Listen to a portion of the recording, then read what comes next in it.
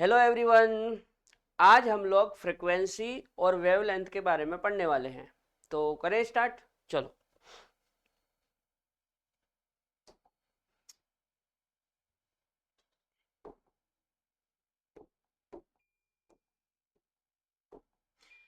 सबसे पहले बेटा हम वेव के बारे में समझते हैं ना।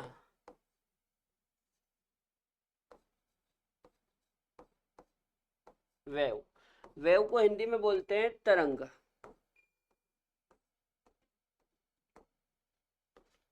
वेव को हिंदी में क्या बोलते हैं? तरंग। ठीक है, पहले समझते हैं कि तरंग होती क्या है। देखो, जैसे मान लो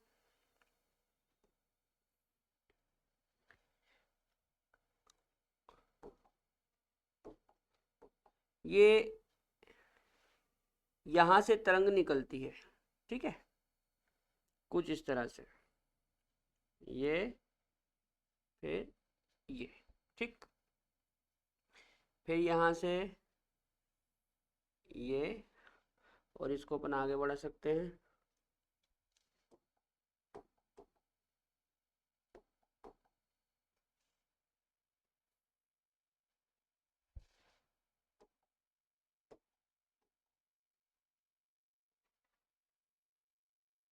ये इस तरह से, ठीक है। अब ये वाला जो भाग है, ये तरंग का आधा भाग होता है, ठीक है, आधा। ठीक इसी प्रकार ये भी तरंग का आधा भाग होता है, ठीक है ना। दो आधे भाग मिलके एक पूरा तरंग बनता है ना।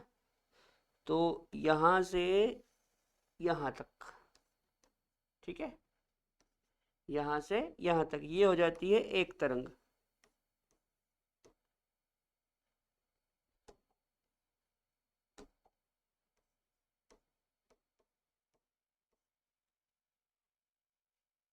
एक तरंग। ठीक उसी प्रकार आधा भाग ये आधा भाग ये, दोनों मिला के एक तरंग हो जाएगी, है ना। अच्छा, इसमें ये वाला जो भाग होता है, ये ऊपर वाला, इसको बोलते हैं बेटा शिखर। क्या बोलते हैं? शिखर। और ये जो नीचे वाला भाग होता है, ये, इसको बोलते हैं गर्त। क्या बोलते हैं? गर्त। जो ऊपरी सिरा होता है वो क्या कहलाता है? शिखर। और जो ऐसे नीचे जाता है उसको क्या बोलते हैं? गर्त। ठीक है, तो पहले आप ये नोट कर लो।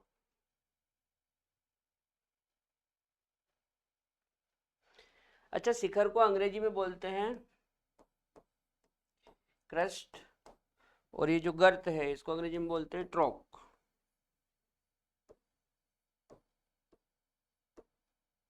ठीक है, नोट करो।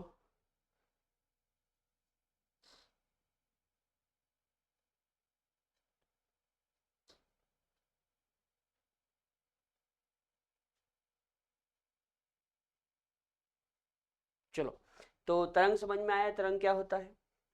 अब इसके बाद हम लोग सबसे पहले फ्रीक्वेंसी के बारे में समझते हैं।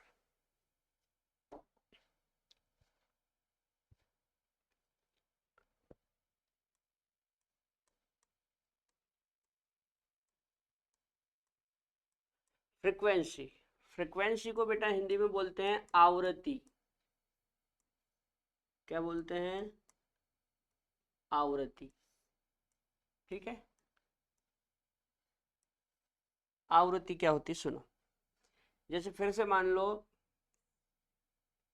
मैं तरंग बनाता हूं, है ना। मान लो यहां से तरंग निकल रही है, इस पॉइंट से, इस तरह से, ये, ठीक। अब यहां पे मैं एक पॉइंट बना देता हूं। जैसे मान लो यहां पे मैंने एक पॉइंट बना दिया, ये, इसको मैं नाम दे देता हूं ए पॉइंट। ए पॉइंट, ठीक है। अब फ्रीक्वेंसी क्या होती है सुनो। ये जो मैंने ए पॉइंट बना रखा है, इस पॉइंट से प्रति सेकंड कितने तरंग गुजरते हैं, इस पॉइंट से प्रति सेकंड कितने तरंग गुजरते हैं, उनकी संख्या को हम बोलेंगे आवृत्ति। ठीक है ना, तो मैं लिख देता हूं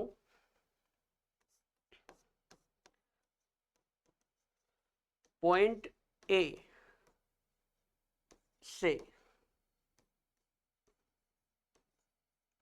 प्रति सेकंड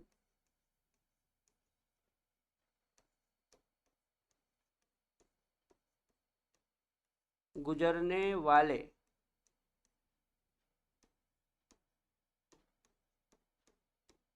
तरंगों की संख्या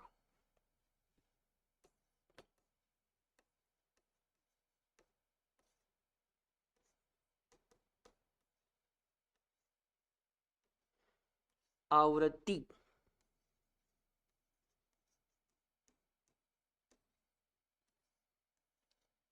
कहलाती है।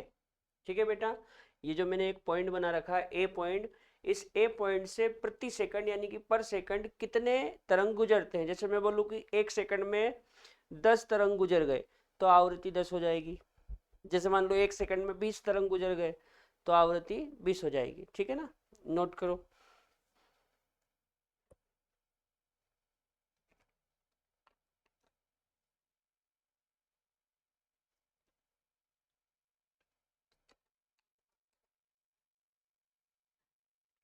चलो अगला देखते हैं अपन, तरंग दैर्घ्य।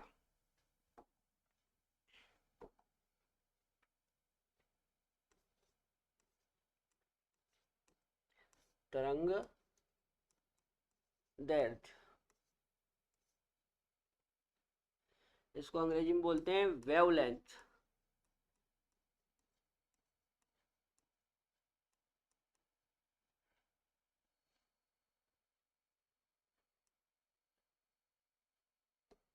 ये क्या हो गया,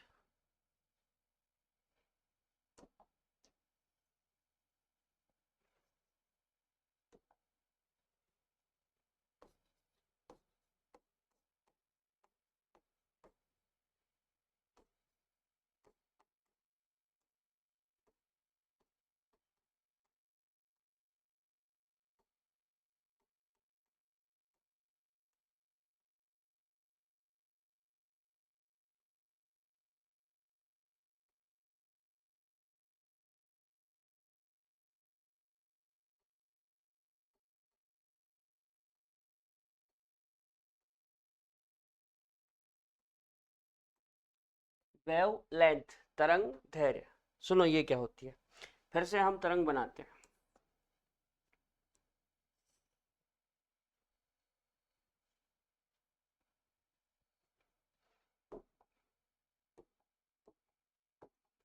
जैसे मान लो यहाँ से चालू होती तरंग है ना, यहाँ से निकलती है इस तरह से, ये हो गया एक, फिर ये हो जाएगा दूसरा भाग।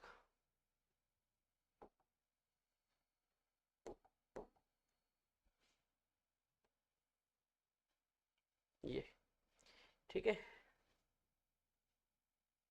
अब इसमें होता क्या है बेटा, देखो जैसे यहाँ पे ये जो भाग है, ये इसको हमने शिखर बोला था, और एक शिखर ये हो जाएगा। ठीक है, दो शिखर हो गए। तो ये जो शिखर है, इन शिखरों के बीच की जो लेंथ होती है,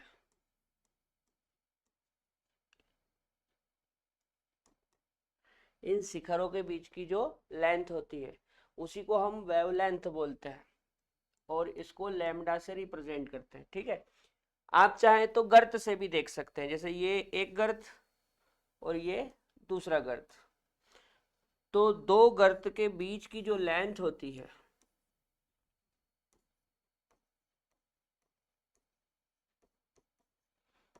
उसको क्या बोलते हैं, वेवलेंथ। अच्छा यहाँ पे याद रखना, दो लगातार शिखर या दो लगातार गर्त के बीच की लेंथ ही हमको देखनी है। दो लगातार शिखर, जैसे एक शिखर ये और इसके जस्ट बाद ये आ गया, तो दो लगातार शिखर के बीच की लेंथ देख लो, या दो लगातार गर्त के बीच की लेंथ देख लो, तो वो जो लेंथ होगी वो ही वेवलेंथ कहलाएगी। ठीक है, ये और ये इक्वल होती, ठीक है ना, दो शिखर के बीच की लेंथ और दो गर्त के बीच की लेंथ इक्वल होती है। क्लियर है? तो डेफिनेशन क्या हो जाएगी? दो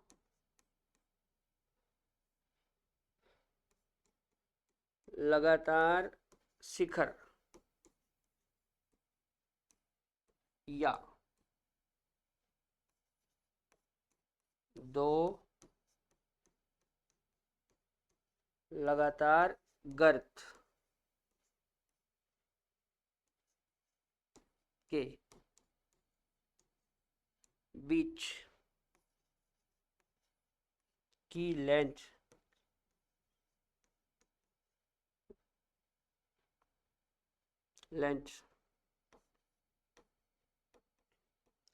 तरंग दैर्ध्य, अंग्रेजी में क्या बोलते हैं? वेवलेंथ,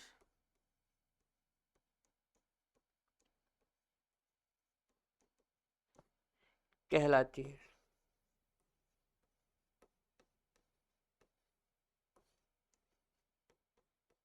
ठीक है बेटा, दो लगातार शिखर या दो लगातार गर्त के बीच की जो लेंथ होती है उसी को हम लोग क्या बोलते हैं? Wave length. ठीक है, चलो अब अगला हम लोग देखते हैं तरंग दैर्ध्य और आवृत्ति में संबंध।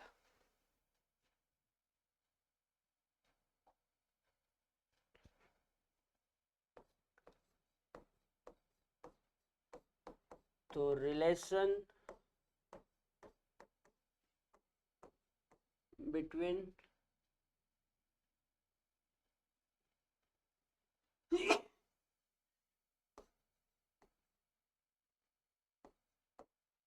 relation between wavelength and frequency।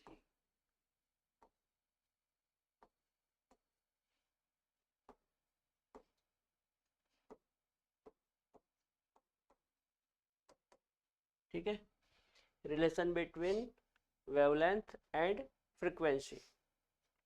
क्या रिलेशन होता है सुनो।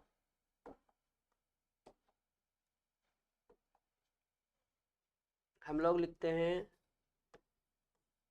New equal to C by lambda. क्या लिखते हैं? Nu equal to C by lambda. यही इन दोनों के बीच रिलेशन होता है। ठीक है ना?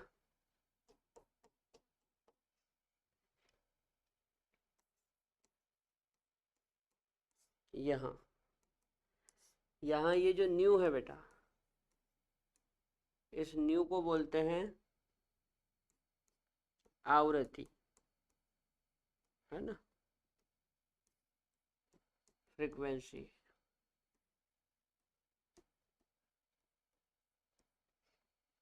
और ये जो लेमडा है इसको हम बोलते हैं तरंग दैर्ध्य,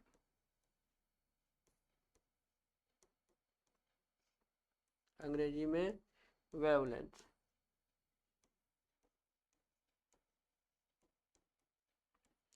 और ये जो c है ये होता है speed of light, speed of light, Hindi में बोलते हैं प्रकाश की चाल।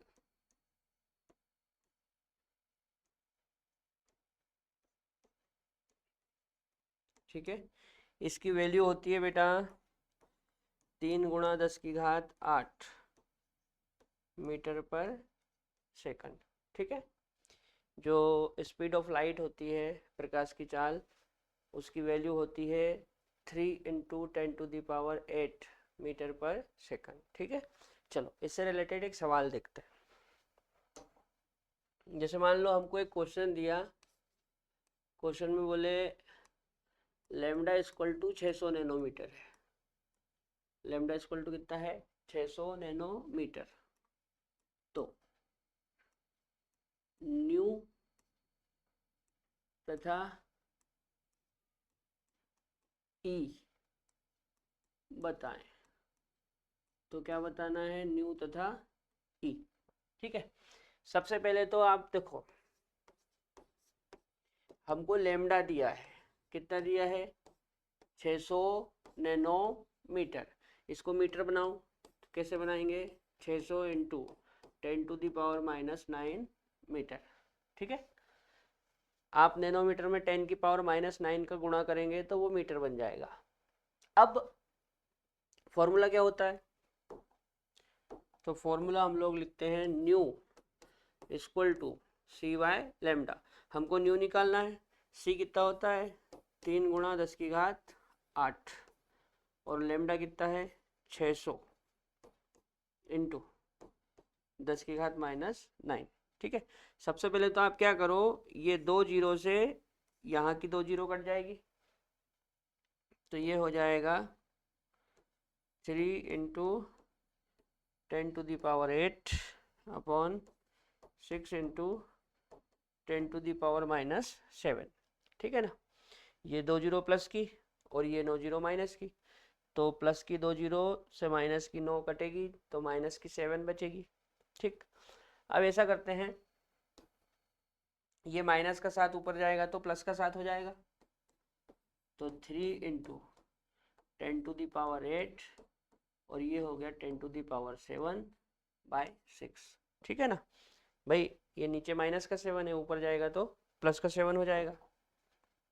अब सुनो, ये दोनों प्लस प्लस वाले नंबर है तो ये दोनों जुड़ जाएंगे, है ना, तो 3 × 8 7 कितना हो जाएगा 15। ठीक है, 8 7 कितना हो जाएगा 15/6। अच्छा एक काम करो, ये 10⁻15 है, मतलब 15 जीरो, 15 में से एक जीरो 3 को दे दो, तो ये हो जाएगा 30। अब यहाँ कितना बचा 14 और ये 6।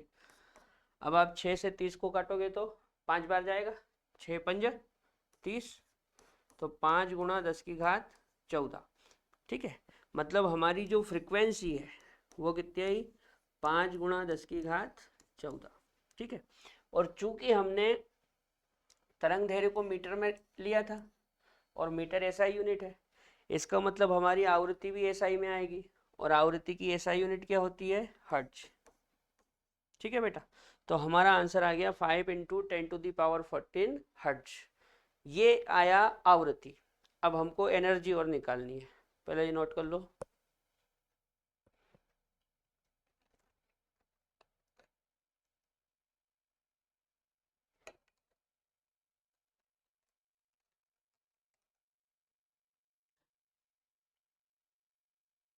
चलो देखो, एनर्जी कैसे निकालते हैं,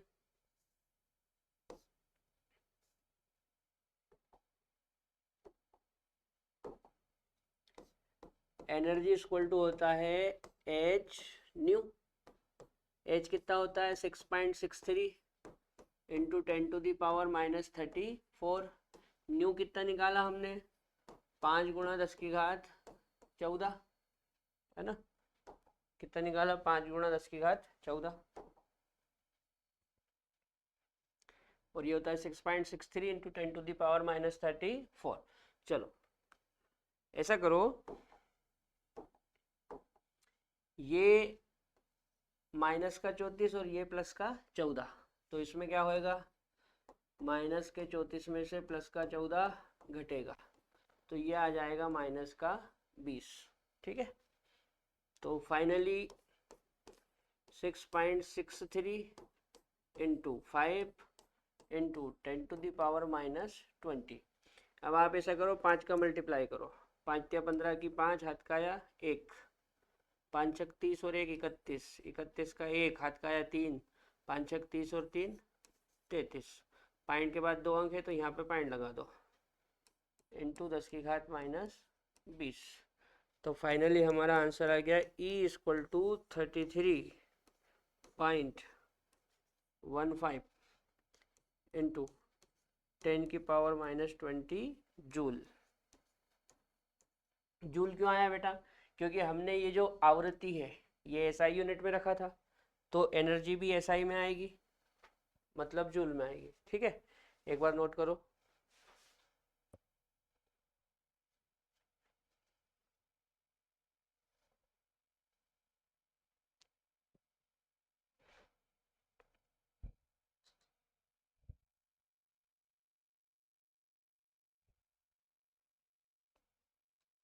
चलो एक आखिरी चीज और देख लेते हैं अपन, वेव नंबर।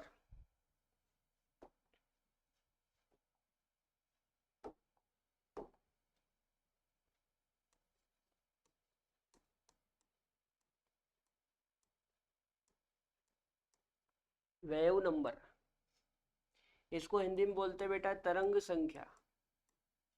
क्या बोलते हैं? तरंग संख्या। ठीक है, यदि आपको तरंग संख्या निकालना है तो बहुत सीधा सा तरीका है, इसको बोलते हैं न्यू बार। क्या बोलते हैं? Nu bar. Nu bar equal to होता है 1/λ। न्यू बार इक्वल टू क्या होता है? 1/λ। यहां पर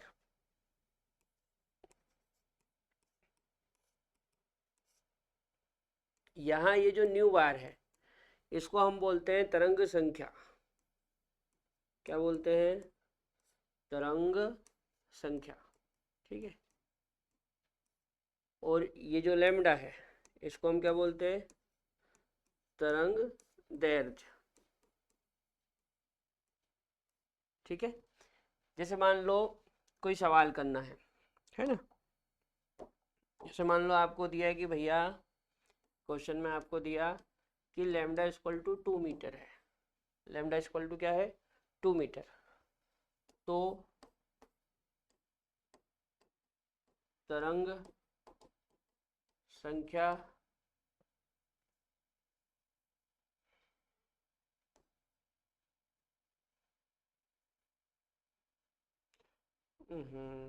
लैम्डा इक्वल टू क्या है? 2 मीटर।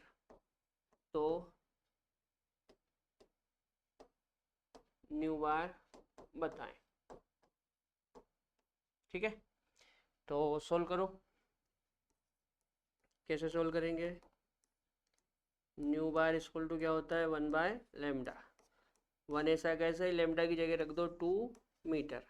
ठीक है, अब 2 से 1 में भाग लगाओगे तो नहीं जाने की 0, लगे दशमलव उतारी 0, 10 हो जाएगा, और 2 पंजे 10, और ये मीटर ऊपर जाएगा तो मीटर इनवर्स। मतलब न्यू बार क्या आ जाएगा? 0.5 मीटर इनवर्स। इस प्रकार आपको तरंग संख्या निकालना है। ठीक है बेटा, तो आज के लेक्चर में इतना ही। अगले लेक्चर में हम लोग इसी चीज़ को कंटिन्यू करेंगे। ठीक है, तब तक के लिए जय राम जी की।